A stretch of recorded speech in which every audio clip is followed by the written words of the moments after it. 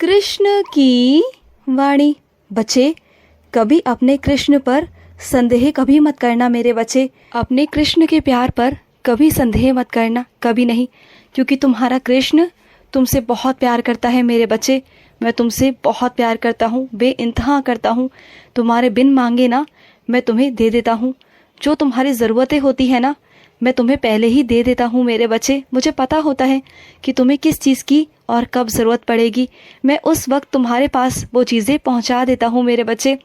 और सुनो मेरे बच्चे, भाग्य के चक्कर में कभी मत जाना मेरे बच्चे, क्योंकि तुम्हारा भाग्य लिखने वाला तुम्हारा कृष्ण यहाँ बैठा है मेरे बच्चे, जिसकी तुम आराधना करते हो, जिसकी तुम पूजा करते हो। फिर क्यों धक्के खाते हो ज्योतिषियों के पास? क्यों अपनी रेखाएं दिखाते हो? क्यों अपनी कुंडली दिखाते हो? और जो वो उल्टा सीधा वहम तुम्हारे मन में डाल देते हैं, तुम उसी को लेकर सोचते रहते हो, परेशान रहते हो कि तुम्हारी शादी नहीं होगी, तुम्हारी नौकरी नहीं लगेगी, तुम्हारी ज़िंदगी में बहुत परेशानी रहेगी। ये सोच सोच कर परेशान होते रहते हो, चिंता में रहते हो।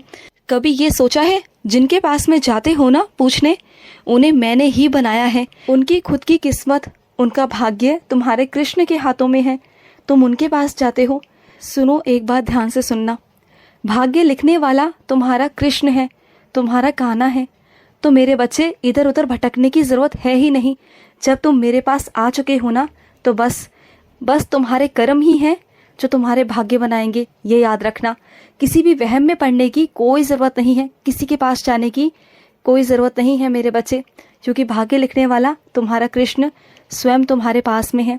बस मेरी पूजा, मेरी आराधना करते रहो और सब चीज़ें भूल जाओ मेरे बच्चे। जो किस्मत में नहीं भी होगा ना, जो तुम्हारे भाग्य में नहीं भी होगा, वो भी मैं तुझे लाकर दूंगा, क्योंकि मैं अपने भक्तों के वश में रहता हूँ। मैं अपने बच्चों से बहुत प्यार करता हूँ, बहुत प्यार करता हूँ। और जो ये भाग्य है ना, जो ये भविष्य है, ये रहस्यमय है मेरे बच्चे।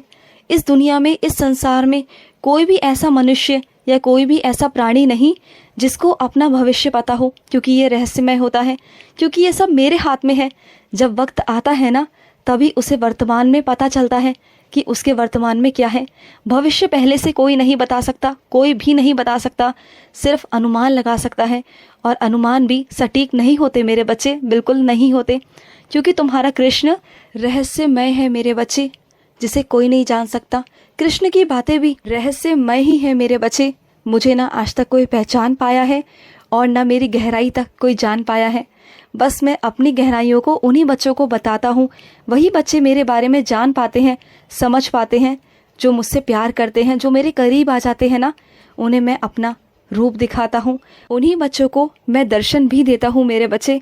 अगर सुनो, कभी गलती से भूल हो जाए मेरे बच्चे, तो कोई बात नहीं ना, अनजाने में गलतियाँ हो जाती हैं, तो इतना अपने ऊपर मत लिया करो, इतना बुरा अपने आप को एहसास मत कराया करो। तुम क्या करते हो, अपने आप को कुछ चीज़ों के लिए खुद इतना बुरा बना देते हो ना, कि जो चीज़ें इतनी नहीं होती बुरी, फिर भी तुम अपने आप को बुरा महसूस करते हो। ऐसा नहीं करना चाहिए मेरे बच्चे। जब तुम खुद अपने आप को कमज़ोर महसूस करोगे ना, तो कैसे चलेगा? कैसे इस दुनिया के सामने खड़े होकर लड़ पाओगे तुम? कैसे? ऐसा नहीं होता मेरे बच्चे। जो तुम्हारे अंदर खूबियां हैं ना, उसकी तरफ देखा करो कि तुम्हारे अंदर कितनी खूबियां हैं। उसकी तरफ ध्यान रखोगे ना, तो देखना तुम्हारे अंदर की जो भी बुराइयां हैं ना, जो भी कमियां हैं, वो भी धीरे धीरे पूरी हो जाएंगी। अगर नहीं भी होती है तो मुझसे कहो, मैं उसे पूरी करूँगा मेरे बच्चे। और सुनो मेरे बच्चे, तुम जो सोचते हो ना कि मैं तुमसे हमेशा कहता हूँ कि धैर्य रखो, धैर्य रखो, और कहते हो कि कृष्ण मैं कब तक धैर्य रखूं, आप कहाँ हो, आप तो मेरी सुनते नहीं। तो सुनो मेरे बच्चे, मैं विश्वास रखने को और धैर्य रखने को सिर्फ इसलिए कहता हूँ कि तुम हर पल मेरा स्मरण कर सको, मुझे याद कर सको, तुम्हारे अंदर मैं बस जाऊँ। और जहाँ कृष्ण होता है ना, वहाँ पर सारी बुराइयों का, सारी चीज़ों का नाश अपने आप हो जाता है मेरे बच्चे। मैं नहीं चाहता कि तुम्हारा विश्वास, तुम्हारी भक्ति से विश्वास कभी कोई डगमगाए मेरे बच्चे। जो तुम्हारा विश्वास है ना मुझ पर, तो बस, और जैसे जैसे तुम्हारा विश्वास मुझ पर दृढ़ होता जाएगा ना, वैसे वैसे तुम्हें एहसास होता जाएगा कि तुम्हारा कृष्ण तुम्हारे पास में ही है मेरे बच्चे। फिर तुम्हें कभी किसी से पूछने की ज़रूरत नहीं पड़ेगी कि कृष्ण कहाँ है, या फिर मुझसे भी। फिर देखना, दुनिया चाहे कहती हो कि कहाँ है ईश्वर, तो सुनो मेरे बच्चे, ईश्वर तुम्हारे अंदर है, तुम्हारा कृष्ण तुम्हारे अंदर है।